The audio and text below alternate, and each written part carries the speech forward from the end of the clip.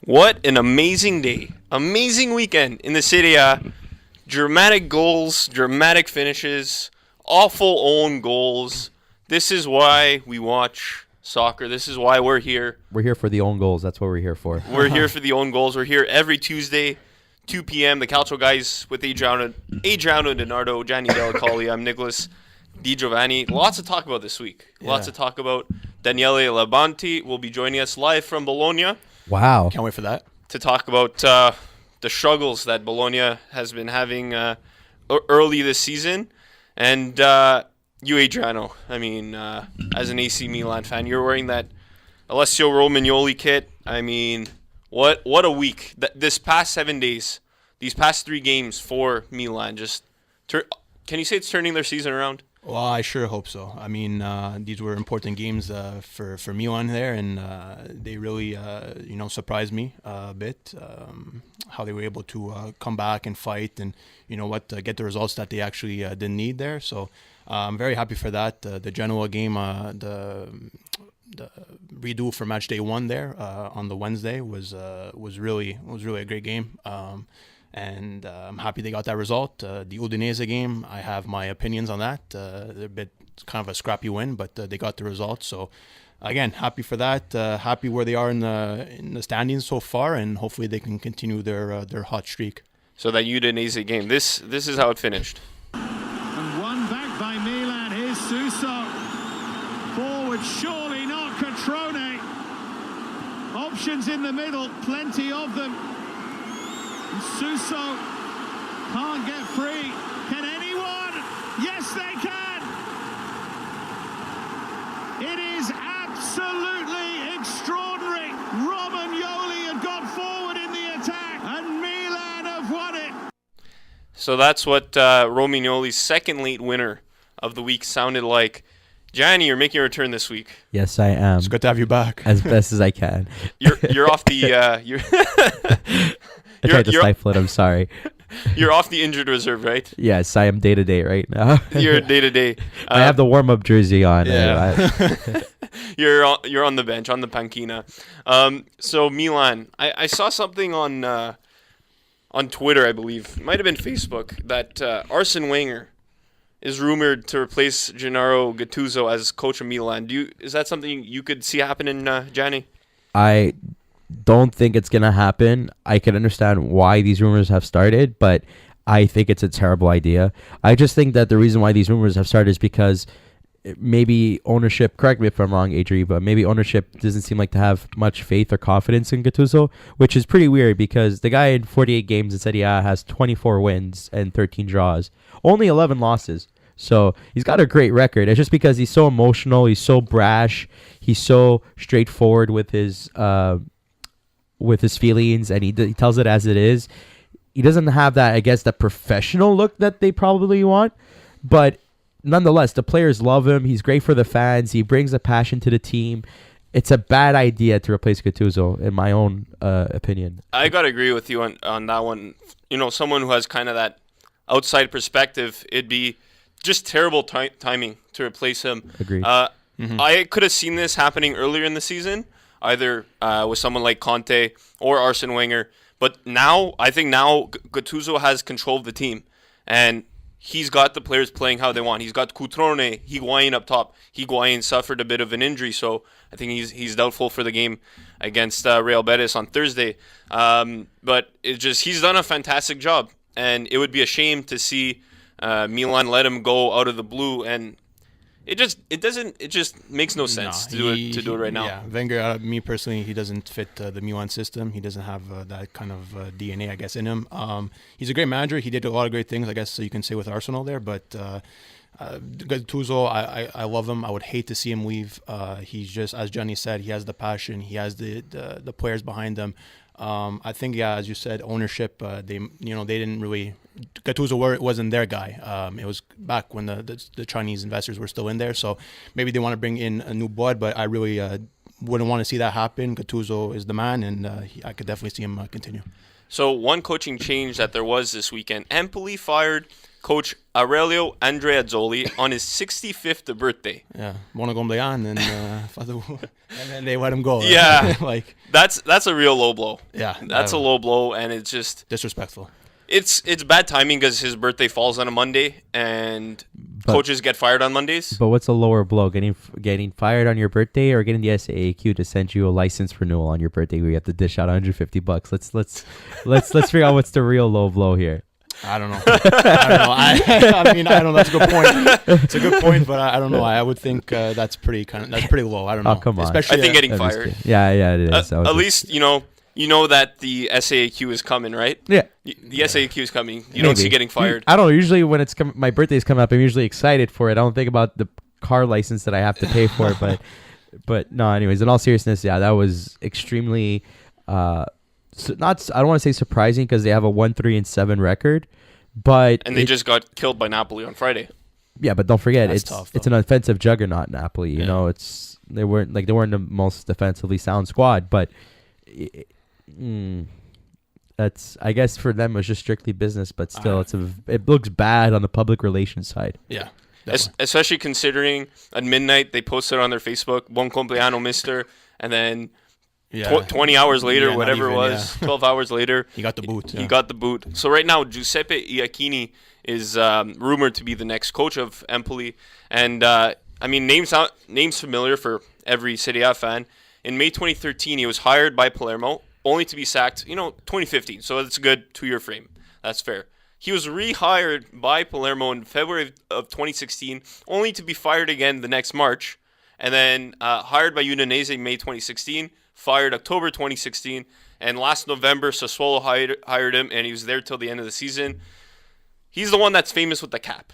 He wears that cap on the sideline, so he's going to have a new cap to add to his collection. I mean, do you see him pulling Empoli out of a relegation spot? I don't know. I wouldn't think so. They're just came into the league, as you said, the relegation kind of team, and this guy has a history of getting hired and getting fired, as you said. So I really don't think he's going to do all that much. I would like to see them do good, especially with Ciccio Caputo over there, goal scoring machine. I would like to see him continue his time in Serie A there, but I don't think he'll do all that much. They're a struggling side, and I think like Ventura with Chievo, he would need another miracle over there in Empoli. It's only gonna plug up a small hole in a very sinking ship. Yeah. Where the ship is filled with plenty of holes. Right now, like a coaching change doesn't fix the main issue. They have flashes of brilliance, Empoli, but this coaching change is gonna ruin their confidence and just add disorganization to the team. It's not gonna. I think it's gonna do more damage than it will in terms of improving the situation, but it's better that they did. If they were going to do this, it's better that they did this now than prolong it. Yeah. They could have done it on Sunday, day before Andrea Zoli's birthday, or Saturday, because they lost on Friday. But regardless, another player who's kind of been slowing down, Krzysztof Piątek. And he hasn't scored in 2 games now. He was on fire at the beginning of the season. But I saw another rumor that Barcelona and Real Madrid want him. Quickly, before we go to break, does this make any sense? Absolutely not. Absolutely not. I think it's just big teams poaching. Yeah, me too. He has, as you said, he stopped scoring there for the past couple of games, and what is he gonna do? He's gonna go over there, just sit on the bench, stay in Genoa. If you're smart, Piątek, you should stay in Genoa, in my opinion. But I think this is just paper talk, as they call it. Paper talk. Yeah. It would be a real bold move by Genoa to sell him, get like 60 million for him, and then he goes to those big teams and doesn't score at all. Exactly. So Stick to Genoa. if Genoa's going to sell him, now might be a good time. But for his career choice, for Real Madrid, for Barcelona, don't do anything.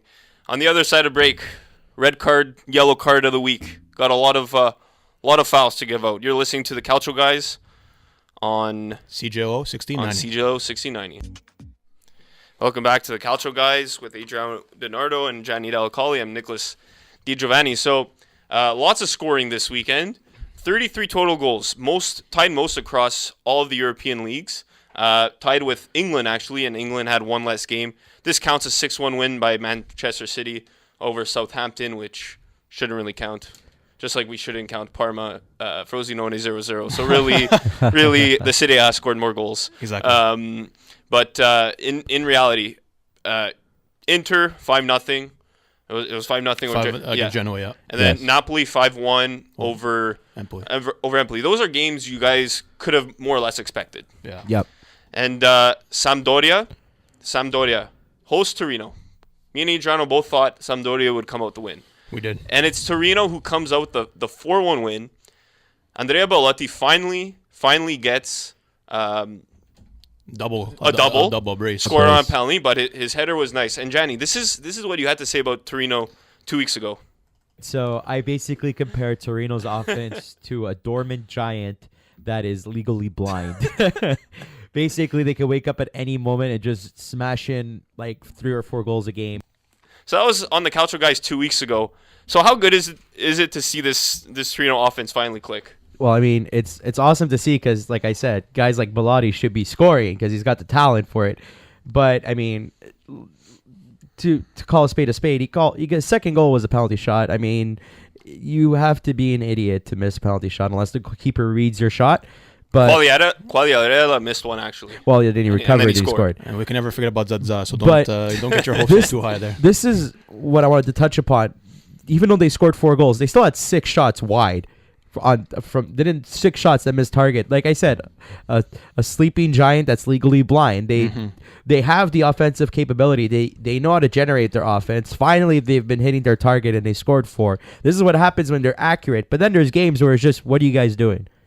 I definitely agree with that. I was actually, as Nicola said, surprised with Torino's performance there, putting 4 past a Sampdoria side, which before even the Milan game, they were going to concede, I think, 4 goals total to that point. Yeah, their so far. defense was really good. Aldero was fantastic, and then just one bad game. Exactly. Torino, that's the game that they decided to wake up. They decided to put 4 past a good team, as I said, in Sampdoria, and Bellotti finally got more than 1 goal. I think that was over I think a year that he finally put 2 past. I think he scored a hat trick last May or April against Crotone. Okay, so 6 months, whatever it was. So Last season, he had 10 goals, if I'm not mistaken. yeah, he no? didn't score much. Yeah. No, but it's good to see that he was able to perform well. I think he still has the talent to continue to score, and he definitely should. Because that's the thing. Like, he's a talented player, Bellotti. He shouldn't be having an almost season and a half scoring drought where he scores in bunches. Like, you'll be quiet for 5-6 games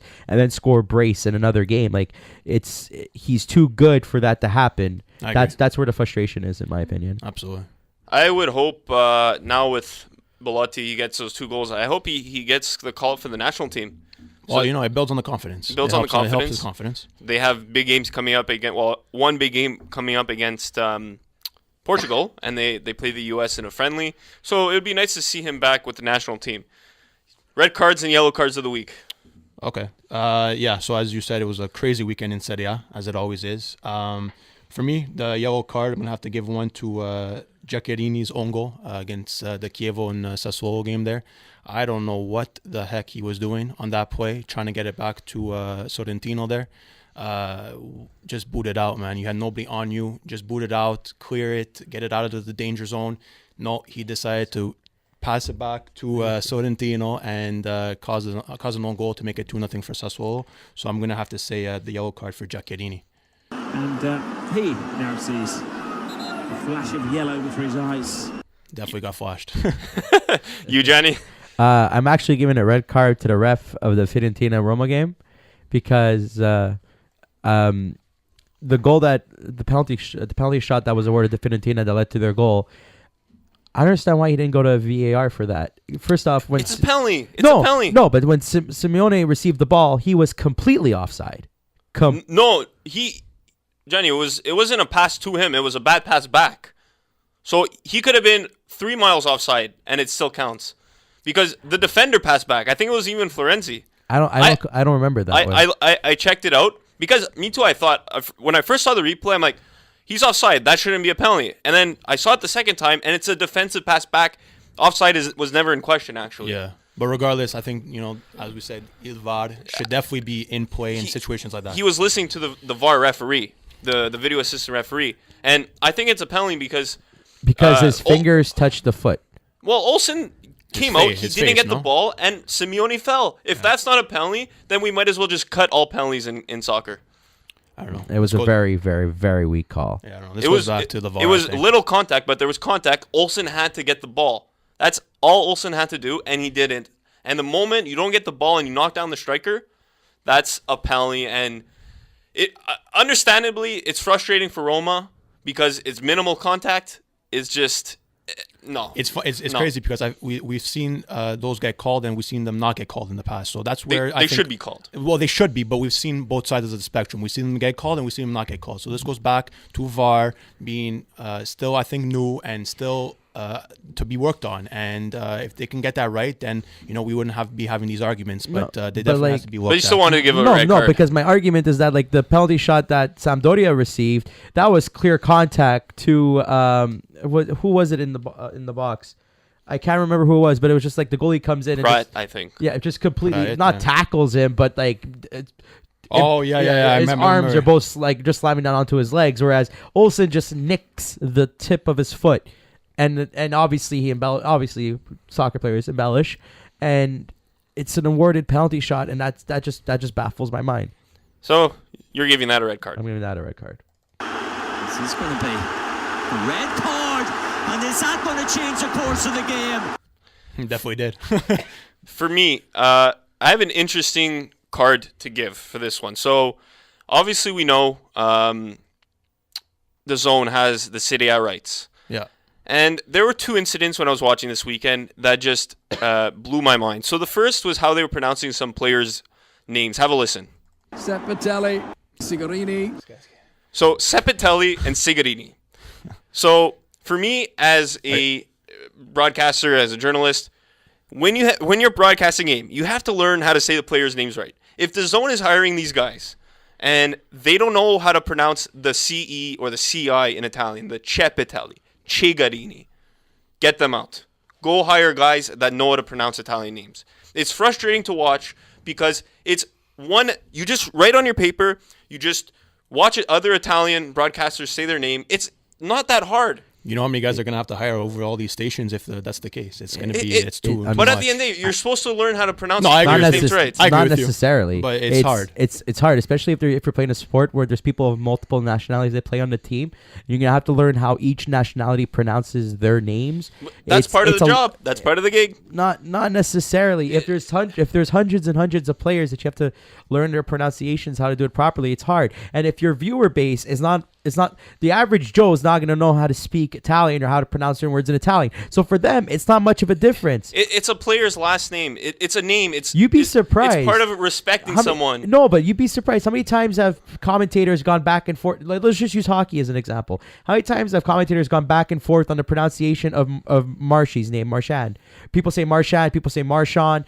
To the point where he said it himself, just say Marchand. It's the easiest way to go. So he said what he wants to be said. If you ask Luca Cigarini or Cepatelli what they want their names to be pronounced, they would say Cepatelli, Cigarini. Yes. That's it. true. Yeah.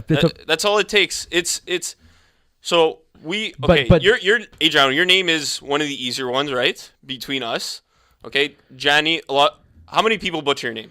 A lot of people say Gianni, but I've gotten used to it at this point because it's not their standard way to pronounce GIA as Ja. Yeah, and just to go back, everybody butchers my name. just Really? just to go back, yeah. It's not that hard. Exactly. That's what I keep on telling people. But I let people pronounce it the English way. When it's Adriano, it's not Adriano. That's true. It's Adriano. That's but true. if I don't make that people I don't bother with But that's because everyday talk too, right? exactly. But if When- I was strict, I would say Yeah. call me Adriano, and that's it. But that's not the case. Your employer has some presentation. I don't know. I can't think of something realistic, but you're supposed to, as a broadcaster, you're No, supposed to I pronounce agree with you. The player names respect, right. I agree with that. And sticking on the broadcasting level, this is what happened in the Fiorentina-Roma match. This is what annoys me sometimes about Chiesa. He's got the talent, but I think a lot of the time it's about him. Me. He's got to become more of a team player. So the color commentator in the Fiorentina-Roma match, again on the zone, spent about 45 minutes out of 90 just ripping Federico Chiesa, saying how he doesn't pass the ball, how he's selfish, how he just thinks about himself.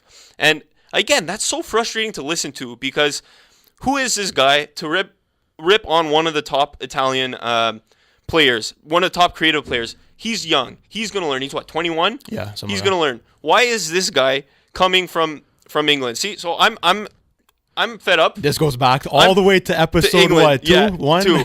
I'm starting to get fed up of watching the zone in English because they don't know how to pronounce players' names and they just love ripping on Italian players. Yeah.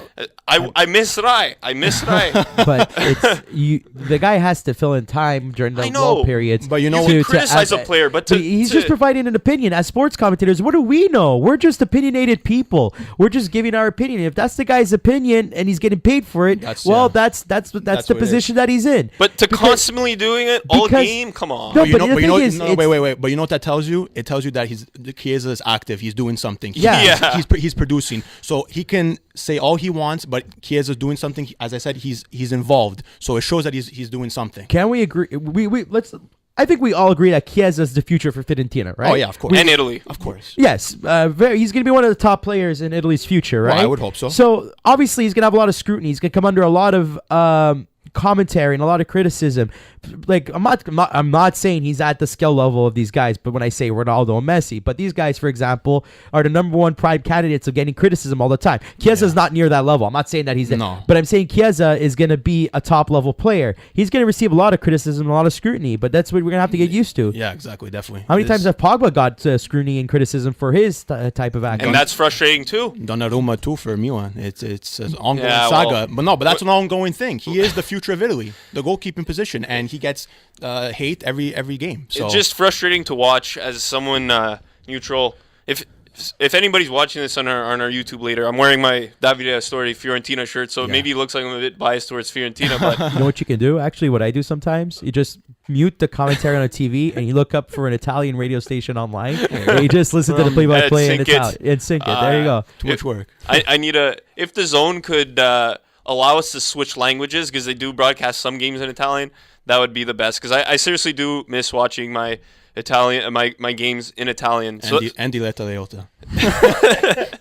So that's my red card of the week. And the red card is out. We really killed a lot of time there. Wow, that was a lot of passion in 10-15 minutes. So on the other side of the break, so we'll have to continue all of our Serie A talk later. So on the other side of the break, Daniele Labanti joins us from Bologna to talk about the early season struggles from. Why is my microphone not working? Do you guys hear a buzzing in your ears? No, we hear you. Yeah, loud and clear. Bologna, before we get to break, quickly, what do you think's wrong with them? It's a mess all over. They can't. They have no cohesion within the team. Pippo Inzaghi, I don't know what the issue is, if there's a thing he doesn't have the locker room or what it is, but it's either they can't score, they can't defend. You know what? It's always a different story with that team. So it's just very disappointing to see. I just think they need to find consistency. That's all. Yeah. Anyways, you're listening to the Calcio Guys on CJO 1690. This is the Calcio Guys. Right now we can't reach Daniele Labanti in Bologna. So we missed MVPs of Matchday 11. Who are your player of the weeks? Well, for me, I'm going to have to go with my boy that I'm wearing his jersey today. I had to represent Alessio Romagnoli, captain of Milan there. He got over the week, he got two late winning goals against Genoa and Udinese in the 91st and 97th minute, which were crucial goals, which led to crucial points and getting them into top four at the moment, tied with Lazio. So for me, Alessio Romagnoli, he really stepped up, and he's really showing that he can be the face of maybe the face of Milan, maybe the face of the Italian backline. So for me, it's going to have to be Alessio Romagnoli. For me, it's really easy. The guy scores a hat trick and gets an assist. Dries Mertens. Guy was phenomenal for Napoli against Empoli. Mind you, it is Empoli, right? So it's not a hard team to face, but nonetheless, he put 3 behind, and all 3 of his goals were beautiful, especially his second one. It was just like on the right side of the net, curls it over the goalie all the way to the back left of the netting. Honestly, a beauty to watch. He demonstrated why he's a top level player. He's capable of scoring these top beautiful goals. I don't know how to perfectly describe it, but it's just watch the highlights. You'll see what I mean. It leaves you speechless. Definitely. Immobile? I wasn't paying attention. No, it was Mertens. Mertens. Remember, Immobile Trying to was fix awesome, his though. phone line. Because good thing he didn't go for Immobile, because that's my player of the week. He scored twice against Spal. He scored twice against Spal, so he had a good game. Continues to show why he's near the top of the goal scoring charts right now. I think he's going to finish as Capo Canieri, and he's lethal in the box. That's what makes him such a good striker. He's lethal in the box, and as a striker, he's playing confidently right now. That's what you need out of your front man. So it was good to see him get those 2 other goals against Spal, who's just, they obviously haven't been good enough. Champions League this week, PSG Napoli. Yeah, starts in 20 minutes. Yeah, Barcelona and Inter. In Milan at the San Siro. Yeah. Predictions? What do you guys? First of all, so neither team won the first leg against. So neither Napoli or Inter Milan won the first leg against these teams. Yeah. So what do they need to do to win? Well, if I could speak for the Napoli side, I'm predicting a 1-0 win for Napoli today because of the home field advantage. But what costed them their win against PSG last game and ended up being a draw was one fluky own goal because Mario Rui pretty much just doesn't know how to cover his man.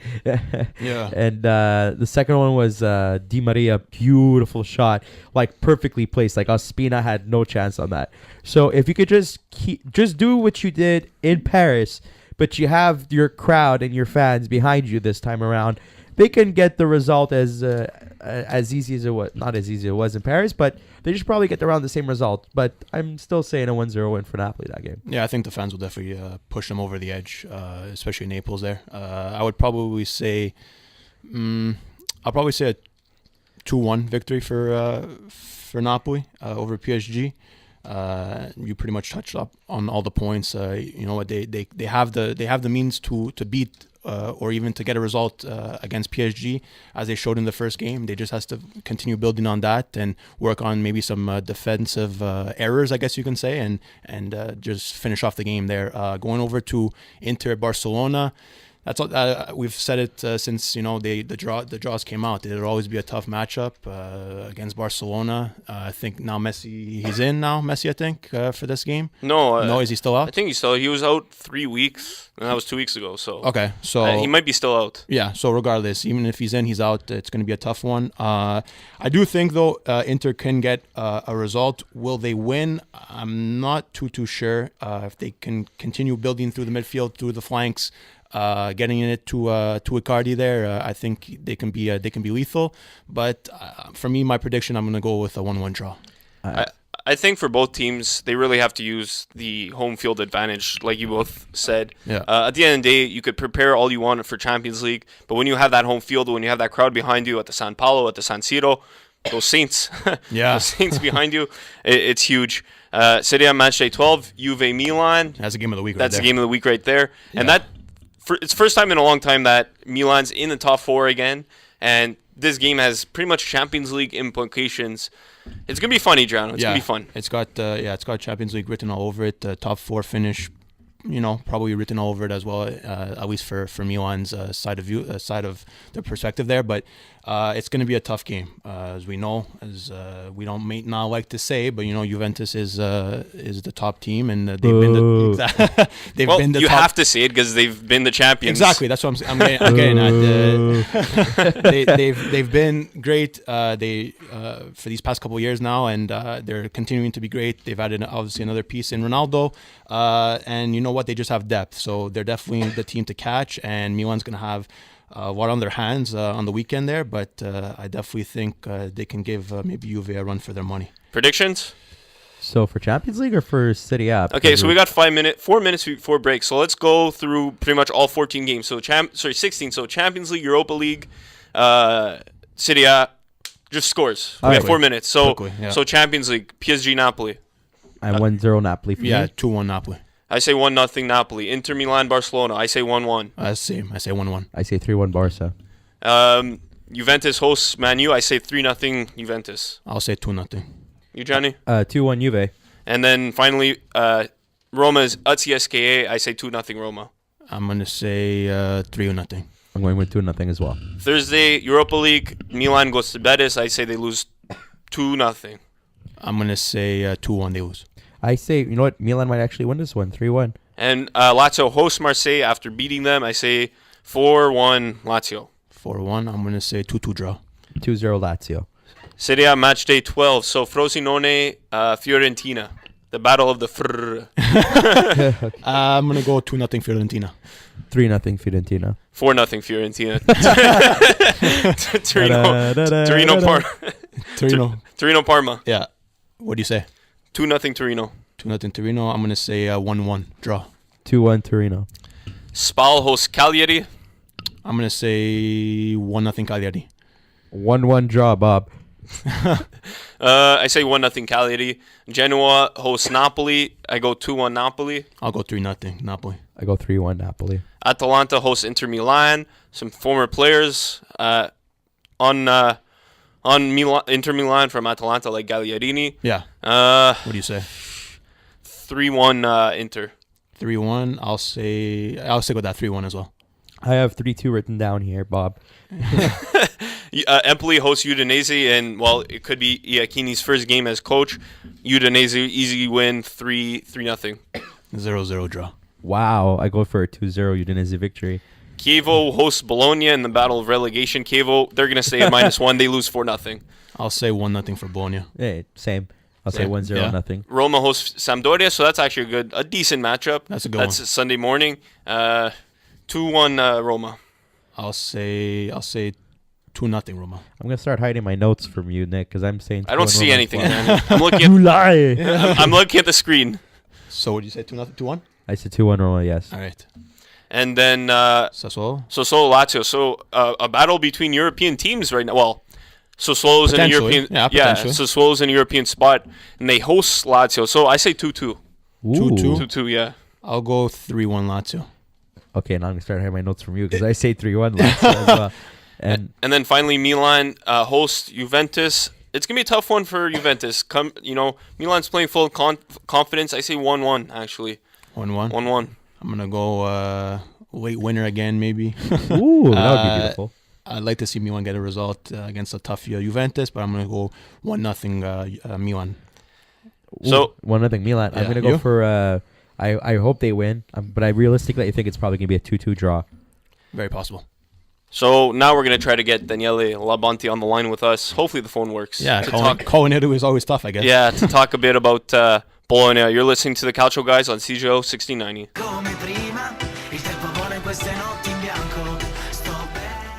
I guess this song is a good intro into the segment. Sto bene così, from Rocco Hunt. We're good like this. The phone finally works. We have Daniele Labanti on from Bologna. Daniele, how are you? How are you? Fine, thank you. We're good. So, Bologna. So you cover Bologna for Corriere di Bologna, and right now their season is not going too well. What's the biggest problem there? Well, this summer the new coach Filippo Inzaghi, a former striker from AC Milan, was an amazing player, but we are now trying to understand if he's an amazing coach, and that's the question, because the roster in his disposal is not so good, and he's trying to give something new to the team. Last year with Roberto Donadoni was a slow team, and now we're trying to have an energy team, but young players, and a lot of difficulties because this year Serie A has not. Maybe Chievo is condemned now, but all the other teams have something to do and to say in this season. Yeah, so Daniele, seeing as you said, the problem is to keep the players focused. That this season will be very, very hard. Absolutely, Daniele. Seeing as you said, a lot of younger players amongst the team there in Bologna, and Inzaghi as a new coach. With the performances that they've been doing, do you think that Inzaghi's job may be in trouble? Do you see him sticking around as the Bologna coach? What do you think? No, I think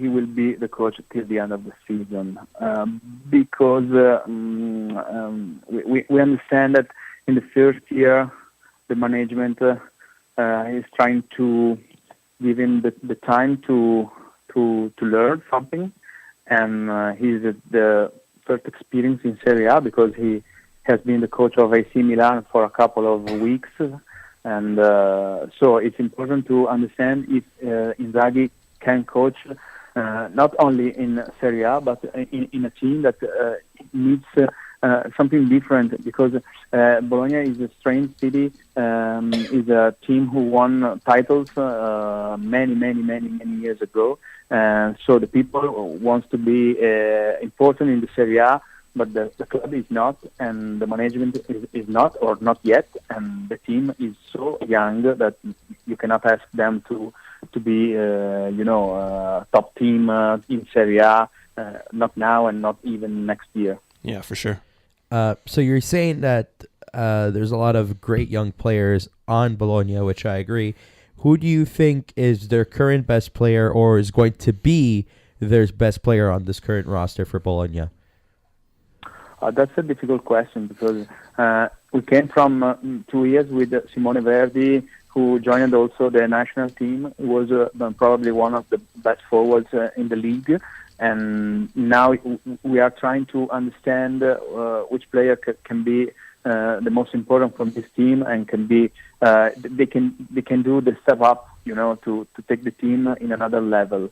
And now I cannot understand this question. We saw the young Swedish man Svamberg showing skills, and he's 19 years old, so maybe he can be a good player also for Serie A in the next years. But for now, you have to find the 2-3 men that can help the team to avoid the relegation. And so, Daniele, obviously we're in here in Montreal. Joey Saputo owns the Montreal Impact and is part of the management over in Bologna. And we've seen it before where players have gone between the two teams. So now, obviously, the Impact season is done. Do you see any players coming to Montreal in February, or any players from Montreal playing for Bologna at all? Well, I think that the current roster of Bologna has not players to trade to MLS up to now. In the past years, they had some veteran player who could be traded because of he has done his career in Europe. And this team is too young, and probably also they don't know yet which player are okay for the Serie A, and probably they need 1 year or maybe more to understand this, and maybe to make changes. What we know is that in the January window, if Bologna will be in troubles, probably Mr. Saputo could spend some money to get some big players to save the season, But now it's November, and we are facing that maybe the most important game of the season next week with Chievo, because if you win this game, you go to 12 points in the standings. You can breathe, and you are maybe you will face in December something different, because they started very poor football in the past month. So maybe in December they can understand if it will be a calm season or a season that you have to struggle till June. Yeah, definitely. So, seeing as their next matchup there is against Chievo Verona, how, as you said, it's pretty crucial. How important is that for Bologna's season? Seeing that Chievo really hasn't shown much, they have a new coach over there as well in Ventura. Do you see a good result there for that game against Chievo? Well, I think is the most important game of the season, because if you win, you can breathe, as I told you. Yeah. And Chievo is eliminated from the run, because now is -1 in the standings, because they have a penalization for something wrong in the balances last year, and so the only 2 plays left for the relegation, and you have 6 or more points up to those teams. Absolutely. That's why you have to win, and Chievo came from 7 straight losses. So with 8 straight losses, maybe also the new coach Ventura could be fired, and chaos reigns in Verona, and it's important. Let's hope so. And you take confidence. Yes.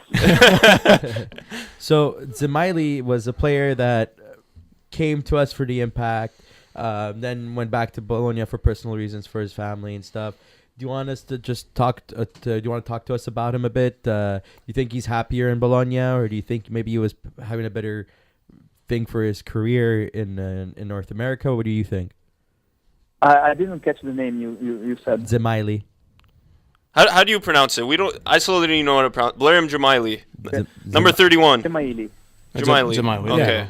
there you go. Yeah.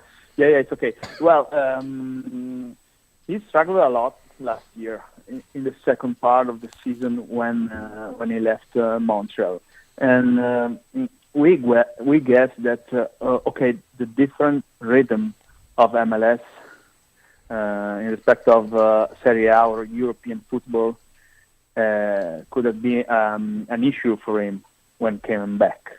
Now he's recovering. He's the veteran of the team and is important for everyone in the team. But Inzaghi also made him started from the bench for a couple of games. So he's not, as he were with Donadoni, the most important player of the team. He's one of the best player of the team. But the new guys are trying to gain some minutes and some space. And lastly, so right now Bologna is close to relegation. At the end of the season, Daniele, do you see them going down to the Serie A at all? Well, I hope not. I think they overrated the roster, and give an overrated roster in the hands of a new coach without experience in Serie A could be a big mistake. So I suspend now the sentence, and maybe we can talk back in a couple of months. Absolutely. I guess that's something we'll have to follow up on. Thank you very much, Daniele. Okay, thank you. Thank you. Ciao. Bye, ciao. So that was Daniele Labanti. That will from Bologna. He said it perfectly. They overrated the roster in Bologna and gave it a new coach with Inzaghi. It'd always be tough. That will do it here for Adriano Donardo, Gianni Delacoli. That's me. A passionate episode of the Calcio Guys. Follow us on Twitter, on YouTube. Mixcloud. _Di Giovanni on Twitter. Gianni Rules 27. Rules RULZ. Adriano, you have to get Twitter. Marcia, I'm gonna get it for you. Hashtag get Adri on Twitter. Next is Techno Snob with Erica Morris. Matthew Oyen is here with the starting rotation to talk some more sports at 4. Champions League. I guess we'll be doing that right now. Watching Champions League. Yeah. Thanks for listening. For Adriano Donardo and Gianni Delacoli, I'm Nicholas Di Giovanni. Ciao.